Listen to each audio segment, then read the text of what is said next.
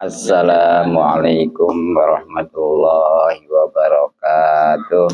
Waalaikumsalam warahmatullahi wabarakatuh. Bismillahirrahmanirrahim.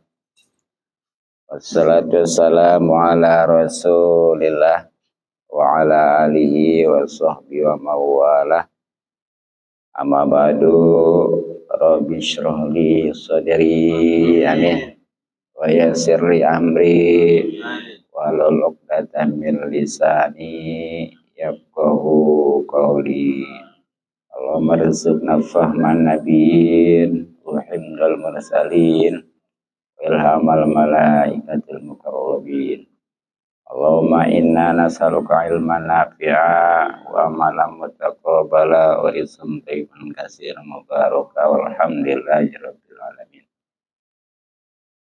Yang sama-sama kita hormati dan kita cintai, Ketua DKM Masjid Jami At-Taqwa Akhinabillah Ustaz Haji Iman Basuki, juga Akhinabillah Ustaz Nanang, Ustaz Haji Wan Setiawan, Ustaz Abdurrahmin, Ustaz Haji Bidoyo. Doakan mudah-mudahan semuanya dipanjangkan umur dalam keadaan sehat lahir batin, sehingga bisa istiqomah kita di jalan Allah Subhanahu wa taala. Amin. Pada YouTuber yang eksis, yakni Bapak Sarijo, mudah-mudahan selalu diberikan keberkahan dan hasil maksud. Amin. Pada para hadirin jamaah majelis taklim, ya, mudah-mudahan kita semua selalu dimuliakan dan diberikan taufik serta hidayah tentunya oleh Allah Subhanahu wa taala. Mudah-mudahan kumpulan kita dirahmati dan diberkati serta diridhoi oleh Allah Subhanahu wa taala, juga mendapatkan pahala yang besar dan yang banyak dunia lebih akhirat, amin ya rabbal alamin. Terutama pahala dan hukum silaturahmi. Mudah-mudahan rezeki kita dimudahkan dan dibanyakan serta dibarokahkan. Terlebih lagi pahala dan keuntungan ngaji yang memang hukumnya wajib, bahkan wajib main. Apalagi alhamdulillah sekarang kita masih berada di bulan Rajab, yang mana di antara keutamaannya sekurang-kurangnya amal ibadah kita dibalas 70 kali lipat. Itu kalau dihitung mingguan, ya, ngaji sekali kayak 70 minggu. Kalau ditahunkan itu hampir 2 tahun. Makanya jangan kita lewatkan. Jangan karena itu ngaji cukup sekali gitu. Karena itu hari kita kembali kaji kita tentang hadis. Yang punya dan bawa kitabnya dibuka halaman 15, ya, baris ketiga dari bawah. Qala musannif rahimahullah taala wa amalan bi asrari bidarin, amin ya rabbal alamin. Bismillahirrahmanirrahim. A'udzubillahi minasyaitonir rajim. Bismillahirrahmanirrahim. Alhamdulillahirabbil alamin. Arrahmanirrahim. Iyyaka na'budu wa iyyaka nasta'in. Ihdinas siratal mustaqim. Shiratal ladzina an'amta 'alaihim ghairil maghdubi 'alaihim waladdallin. Bismillahirrahmanirrahim. Wa qala, dan bersabda Nabi sallallahu alaihi wasallam, man qala, barang siapa yang membaca Bismillahirrahmanirrahim, kutiba, maka dituliskan, ismuhu, namanya, minal abrori, dari bagian orang-orang yang baik amalnya. Wa bari'a, dan bebas dia, minal kufri, dari kufur, wan nifaqi dan munafik. Hadirin rahimakumullah, masih di bab yang ketiga, yakni tentang fadilah atau keutamaan Bismillahirrahmanirrahim. Di antaranya bagaimana baru Nabi sabdakan ya, man qala Bismillahirrahmanirrahim kutiba asmuhu minal abdori wa bariya minal kubri wa nifaqi. Siapa aja laki perempuan yang membaca Bismillahirrahmanirrahim dengan penghayatan tentunya, artinya dia mengerti akan maknanya ya, maka pasti nama orang tersebut itu dicatat, digolongkan orang-orang yang baik amalnya. Nah, maksudnya adalah sidikin. Yang pertama, menurut hadis ini, orang yang membaca Bismillahirrahmanirrahim itu tercatat namanya sebagai sidikin. Sedangkan di dalam surat An-Nisa ya, di sana Allah Subhanahu wa taala berfirman, wa may yuti'illaha war rasula faulaika ma'al ladzina an'ama Allahu 'alaihim minan nabiyyin was-siddiqin wasyuhada'i was-shalihin wa hasuna ulaika rafiqa. Jadi siapa yang taat kepada Allah dan Rasul, maka mereka itu bersama orang-orang yang telah diberi nikmat oleh Allah, yakni para nabi, para sidikin, para syuhada dan sholihin. Jadi luar biasa nih, yang namanya sidikin ini digandengkan namanya dengan nabi, bahkan sebelum syuhada dan sholihin. Juga itulah kalau memang mau dijadikan teman, karena sebaik-baik teman itulah mereka, yakni para nabi, sidikin, syuhada, sholihin. Mungkin kalau para nabi sekarang mau udah nggak ada ya, dengan Rasulullah sudah ditutup, jangankan Rasul, nabi juga gitu. Nah, syuhada juga sekarang udah sulit kan ya. Ya karuan dan sholihin mah yang mana kudu betul-betul dia ibadahnya betul kepada Allah dan kepada sesama rukun. Nah ternyata nih ada yang mudah nih, hanya dengan membaca bismillah dengan penghayatan itu termasuk sedikit ya. Nah bahkan di dalam sarah kitab Lubabul Hadis ini, yakni kitab Tangkil Kawal, hadis dari kemudian yang selanjutnya tadi ya, keuntungan daripada pembaca bismillah, yang kedua bebas dari kekufuran, juga dari kemunafikan. Ya, mungkin di antara ciri munafik kan ketika bicara bohong, dusta ya, ketika dia janji ingkar, ketika dipercaya hianat. Alhamdulillah, makanya wajar kalau Allah firmankan gimana yang al-munafiquna fi darkil asfali minan nar ya. Iya.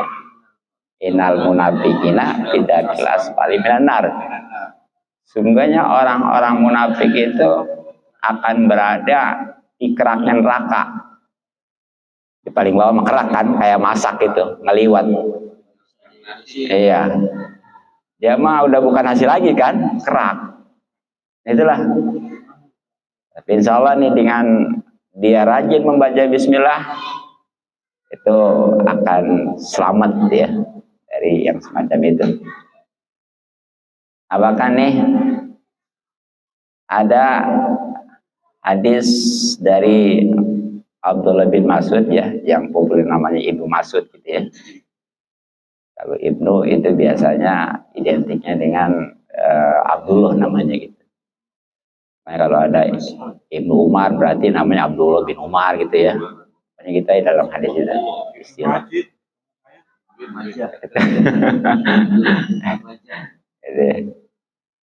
Nah di sini dikatakan siapa yang ingin diselamatkan daripada malaikat Zabaniyah yang jumlahnya 19.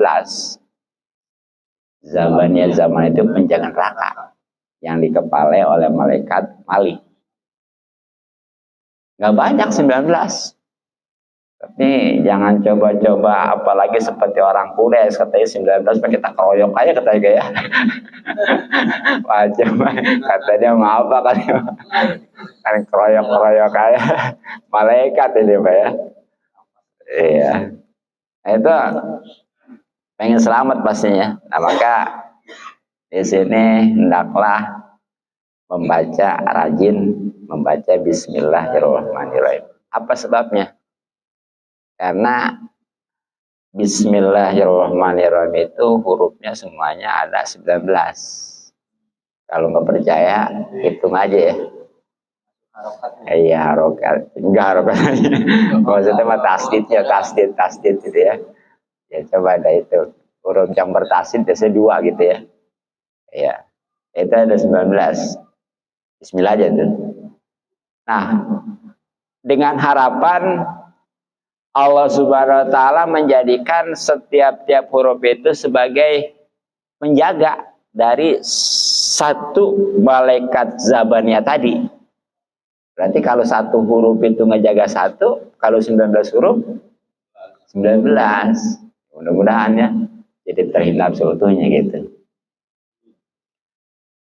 Nah, kemudian waqala dan bersabda Nabi Shallallahu Alaihi Wasallam, man qala barang siapa yang membaca Bismillahirrahmanirrahim, ghafarallahu ta'ala, maka Allah Ta'ala mengampuni mata kondama apa yang telah dahulu atau lewat ya bin jambihi dari dosanya. Jadi selanjutnya nih keuntungan membaca bismillah adalah siapa aja laki perempuan ya yang membaca Bismillahirrahmanirrahim maka pasti diampuni oleh Allah Subhanahu wa taala dosa-dosanya yang lalu. Tapi di sini maksudnya dosa kecil ya. Iya, dosa besar mah harus melalui tobatan nasuha atau khusus gitu. Makanya kalau memang kita merasa banyak dosa, jangan malas untuk membaca Bismillah, insya Allah ya. Nah kemudian waqala dan bersabda Nabi Sallallahu Alaihi Wasallam,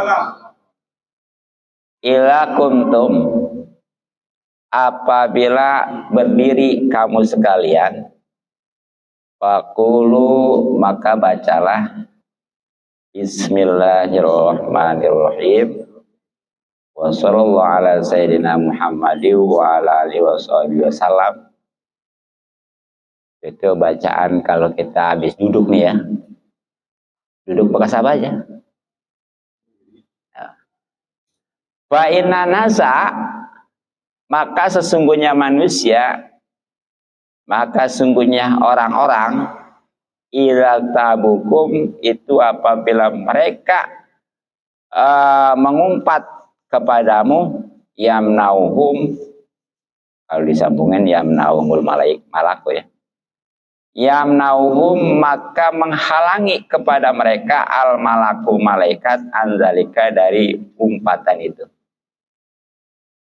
Jadi diantara keutamaan bismillah, tapi ditambah di sini mah ya.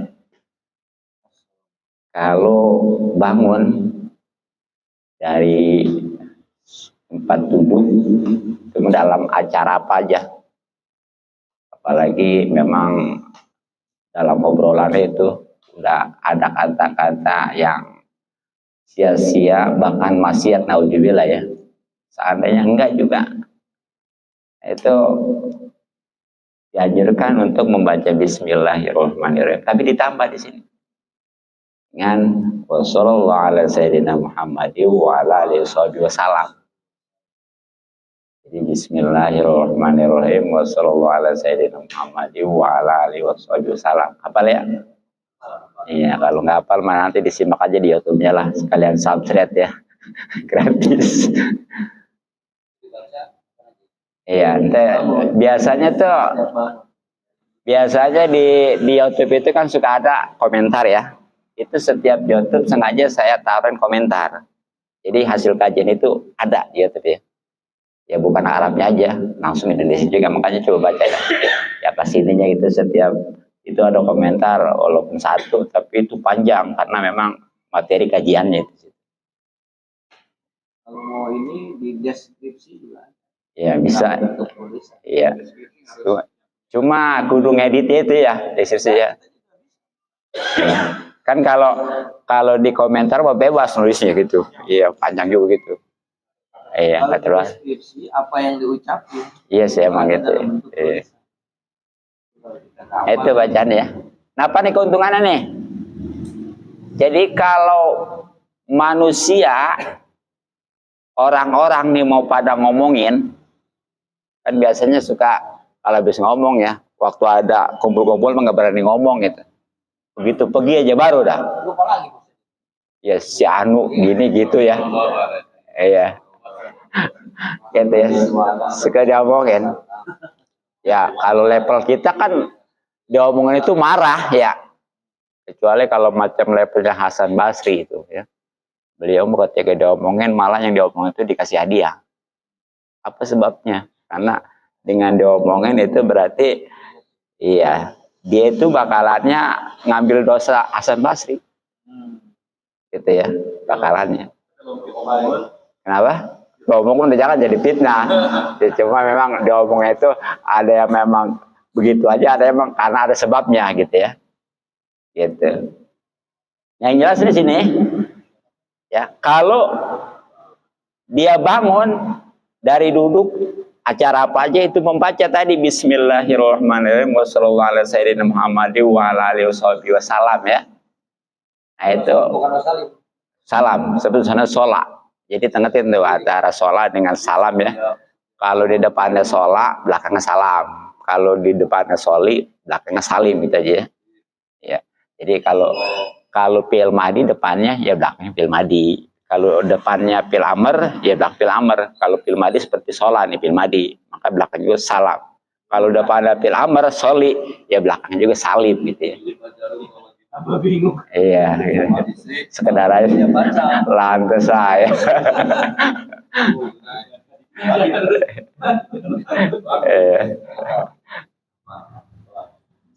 Nah itu ya. Nah apa sebabnya nih? Ketika manusia itu orang-orang itu mau ngomongin kejelekan ya, umpat bahasanya, itu langsung dihalangi, dicegah oleh malaikat. Yaitu bisa jadi mereka itu nggak bisa ngomong ya, bisa jadi memang nggak bisa ngomong karena nggak ada keburukan, ataupun memang ya ada keburukan tapi lupa. Itu cara malaikat untuk menghalangi gitu ya. Gitu. Emang yang namanya ngomongin itu, yang namanya ngomongin mana nih? Kalau memang itu kebaikan, kalau keburukan dulu ya, mau di hadapan, mau di belakang sama aja dosa. Nah itu kalau memang nyata yang diomongin itu berupa kejelekannya. Tapi kalau nggak nyata, ya fitnah lebih besar lagi. Nah, bagaimana kalau memang itu kebaikan yang diomongin? Tergantung. Kalau memang orangnya itu selalu mengembalikan kepada Allah segala kebaikan yang ada di dia, itu mau di belakang mau di depan silakan. Ya bagus. Makanya ketika dipuji, kamu hebat, alhamdulillah. Gak apa-apa di depannya, apalagi di belakangnya. Tapi kalau ada orang yang ketika diomongin GR gitu ya, nah itu dia. Nah itu mah kalau dia pantas jasa ya. Pak Jiwan ngomong sorry. Iya, boleh nih. Jadi tim ses. Iya. Tim ses 02 jadi.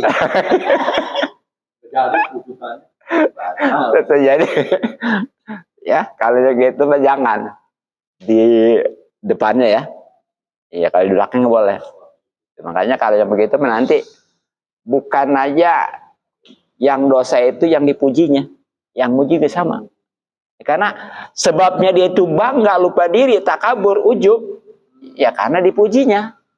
Makanya sampai-sampai ada ya, ketika semacam itu tuh, ketika dipuji, itu mestinya yang mujinya diaurin pasir. Nah ini kalau levelnya kayak gitu tuh. Karena bahayanya ujian. Gitu ya. Para penjilat dosa semua. Aduh, udah ada yang ceritain ya. Makanya nih,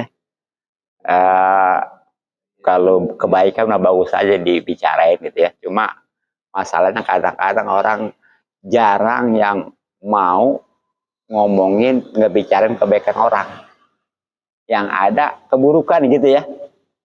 Ya apalagi makin banyak makin seru itu. Gitu, nauzubillah min dzalik. Nah, itu. Nah, terakhir nih. Ini terakhir. Waqala iya. Waqala dan bersabda Nabi sallallahu alaihi wasallam. Idza jalastum apabila duduk kalian ya sebenarnya kalau kamu kan satu ya. Ini jalastum kan jamak. Ya, kamu sekalian maksudnya ya. Majlisan pada suatu majlis. Majlis itu kalau takut ada yang nanya, emang apa itu majlis? Majlis itu tempat duduk. Kalau majlis lain berarti tempat duduk ilmu gitu. Kalau majlis zikir atau berarti tempat duduk zikir gitu aja ya.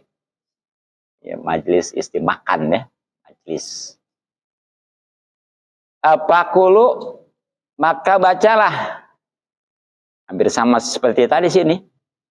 Bismillahirrahmanirrahim. Wa sallallahu ala sayyidina Muhammadin wa ala alihi wasallam. Bersama ya, cuma bedanya di bawahnya nih. Fa inna man fa'ala maka sesungguhnya orang-orang yang mengerjakan zalika demikian wakala maka mewakilkan Allah bihi bagi orang itu malakan. Satu malaikat yamnauhum yang menghalangi kepada mereka minal gibati dari umpat hatta layak tabukum sehingga tidak akan mengumpat mereka kepadamu sekalian ya. Jadi ketika kalian khususnya kita nih ya duduk di suatu majelis, kayak lagi majelis apa aja itu Maya. Kemudian dia membaca, kalau tadi mau bangun ya, kali ini menduduk nih. Jadi ternyata bukan aja bangun, duduk itu sama. Tapi bacanya sama, yaitu Bismillahirrahmanirrahim wa sallallahu ala sayyidina Muhammadin wa ala alihi wasallam. Nah keuntungannya, kalau seandainya orang yang duduk tadi mengerjakan itu artinya membaca ya Bismillahirrahmanirrahim wa sallallahu alaihi sayyidina Muhammadin wa ala alihi wasallam, maka pada saat itu langsung Allah mewakilkan satu malaikat Ngapain nih malaikat? Yaitu menghalangi, mencegah mereka dari gibah. Sehingga mereka itu nggak bisa untuk gibah atau membicarakan keburukan ya. Sekali lagi tadi, bisa jadi lupa, bisa jadi yang nggak bisa ngomong, bisa jadi memang nggak ada keburukan gitu ya. Itu. Nah itulah diantara fadilah atau keutamaan membaca bismillah. Nah sebagai kesimpulannya ya, ini ada sebagian ahli ilmu merangkai sebuah syair nih, yang langsung aja terjemahnya di sini hampir 15. Sangat dianjurkan untuk membaca bismillah. 1, hendak makan. 2, hendak minum. Ya sekurang-kurangnya bismillah gitu ya. Jangan karena saking nafsunya, saking ausnya, saking laparnya, aduh langsung aja gitu ya. Bahkan seandainya awalnya lupa, tengah-tengah baru ingat, masih tetap kesunahan baca bismillah. Hanya beda bismillahnya. Kalau yang dari awal bismillahirrahmanirrahim atau minimal bismillah ya. Tapi kalau di tengah mah bismillahi awalahu wa akhirahu. Bagaimana kalau udah beres baru ingat? Udah terlalu itu ya. Iya. Yang ketiga hendak mandi. Iya, mandi biasa apalagi atau mandi sunnah, terlebih lagi mandi junub ya. Nah, cuma nih kalau mau mandi mah apalagi yang istilahnya bukaan gitu ya. Itu supaya setan nggak bisa ngelihat nih. Kan selama ini kita ya yang nggak bisa ngeliat setan. Setan bisa lihat kita. Makanya jangan aneh kalau manusia itu mudah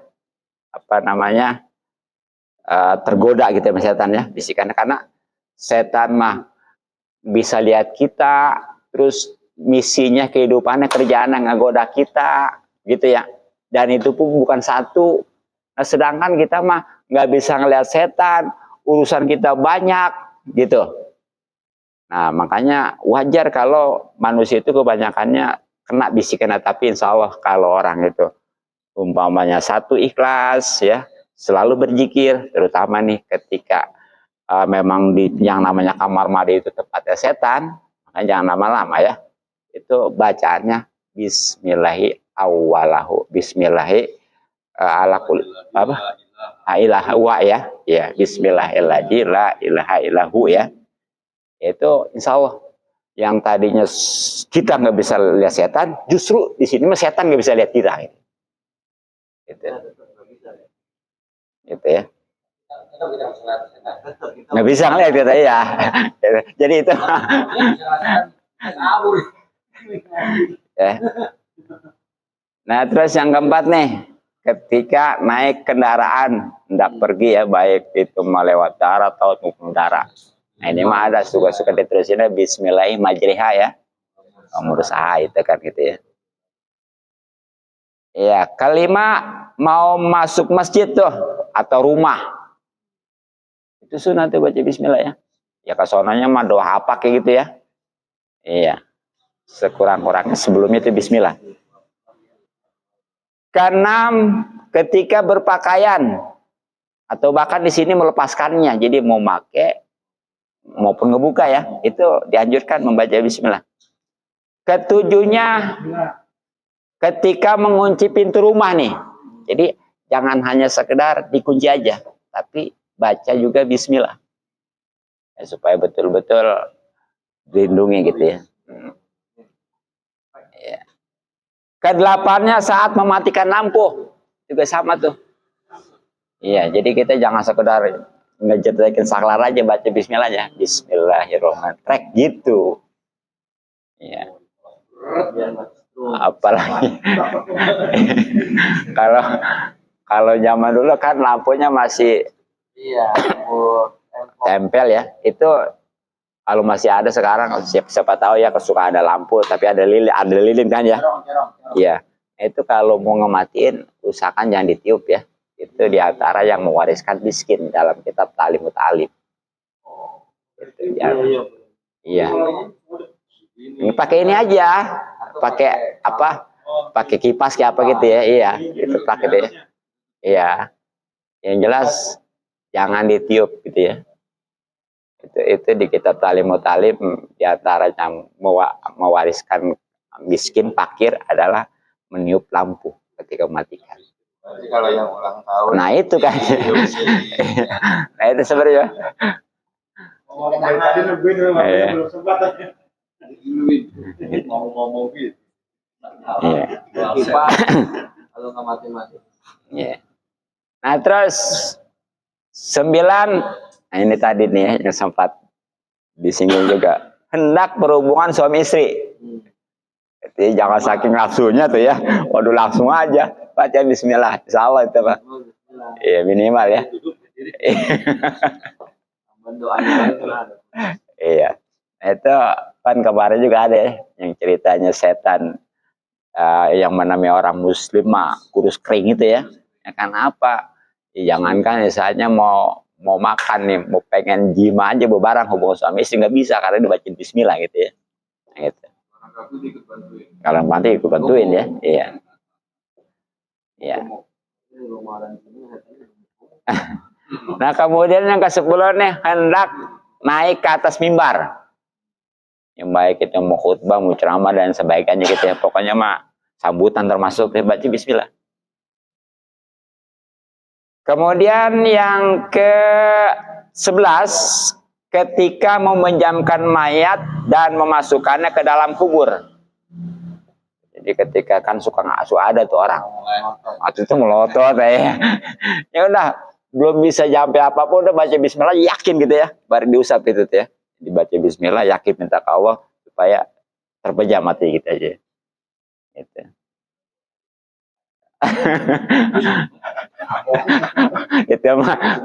itu mah ada rahasianya itu mah ya.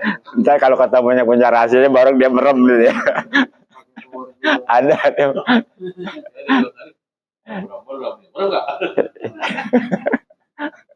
Nah jadi itu. Nah termasuk tuh memasukkan ke kubur ya. Itu juga sama. Cuman kan ada tambahan ya. Bismillahirrahmanirrahim Rasulullah itu ya. Ya nah itu kalau masuk kubur nih sekalian ngomong nih. Jadi yang bagus mah itu pala dulu. Yang dari belakang dari kubur dari arah kaki kubur ya. Ini kebanyakan dari samping ya. Banyak dari samping. Enak ya kita ngenapa aja ya. Padahal gitu ya dari arah kaki itu. Gitu. Iya.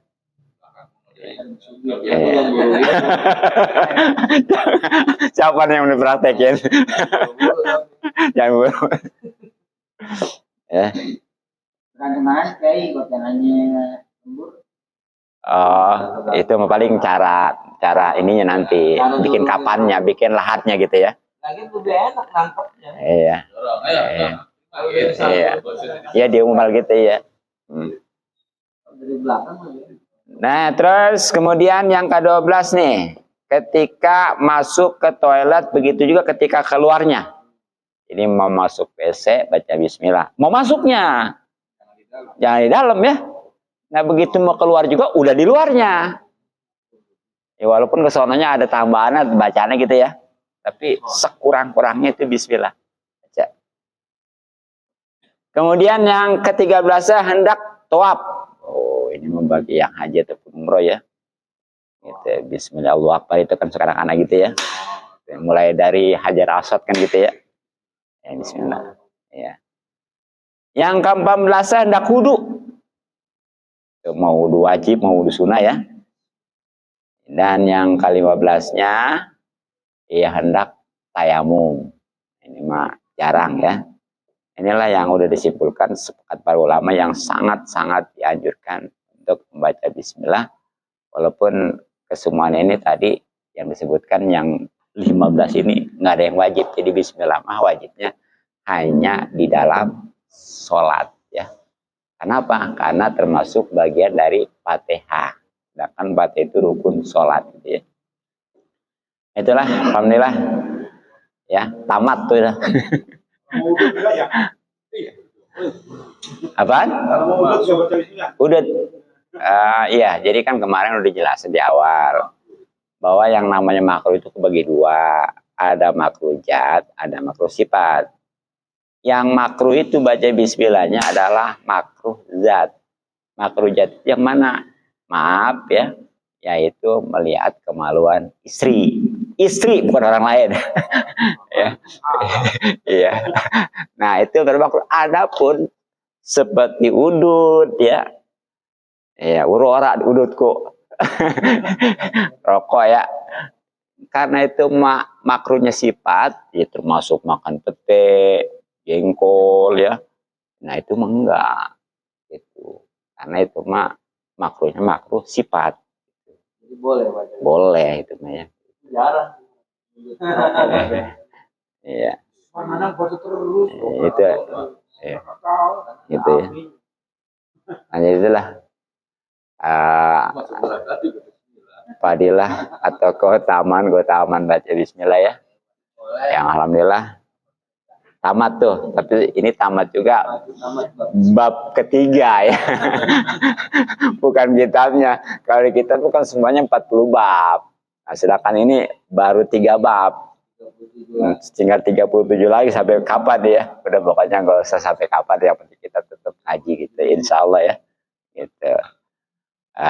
Mudah-mudahan manfaat selanjutnya kajian fikihnya ya. Wallahu a'lam bishawab.